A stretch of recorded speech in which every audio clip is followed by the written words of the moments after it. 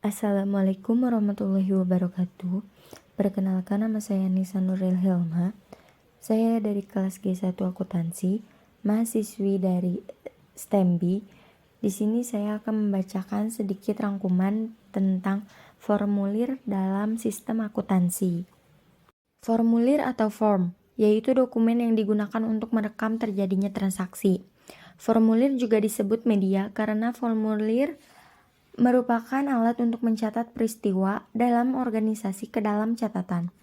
Sistem akuntansi yaitu organisasi formulir, catatan, dan laporan untuk menyediakan informasi keuangan yang dibutuhkan oleh manajemen guna memudahkan pengelolaan perusahaan. Jenis-jenis formulir. Yang pertama ada formulir satu set, yang kedua formulir continuous, yang ketiga formulir tanpa karbon, yang keempat ada formulir tinta magnetis, yang kelima ada formulir optical character recognition. Selanjutnya ada manfaat dan kegunaan formulir, yaitu untuk menentukan hasil kegiatan, untuk menjaga aktiva-aktiva dan hutang-hutang perusahaan, untuk memerintahkan suatu pekerjaan, dan untuk menyusunan rencana kegiatan, penilaian hasil, dan penyesuaian rencana. Selanjutnya ada penggolongan formulir yang dibagi menjadi dua. Yang pertama ada formulir menurut sumbernya, kemudian dibagi menjadi tiga, yaitu formulir yang dibuat dalam perusahaan digunakan untuk intern dan disimpan dalam perusahaan. Contohnya kartu jam kerja, memo kredit atau debit, pengeluaran barang, bukti permintaan. Kemudian ada formulir yang dibuat dalam perusahaan dan dikirim kepada pihak luar perusahaan. Contohnya yaitu bukti kas keluar, faktur penjualan, surat order pembelian. Kemudian ada formulir yang diterima dari luar perusahaan. Contohnya yaitu faktur pembelian, surat order dari pembeli, dan rekening koran bank. Yang kedua ada formulir menurut tujuan penggunaannya.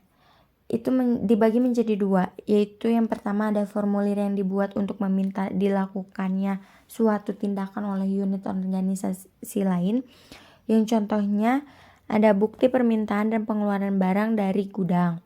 Yang kedua ada formulir yang digunakan untuk mencatat tindakan yang telah dilaksanakan, contohnya seperti faktur pembelian, faktur penjualan, dan kartu jam kerja. Prinsip dasar dalam merancang formulir. Yang pertama ada pemanfaatan tembusan atau copy formulir. Yang kedua ada penghindaran duplikasi dalam pengumpulan data. Yang ketiga, rancangan formulir yang sederhana dan ringkas. Yang keempat, unsur internal check dalam merancang formulir. Yang kelima, nama dan alamat perusahaan pada formulir.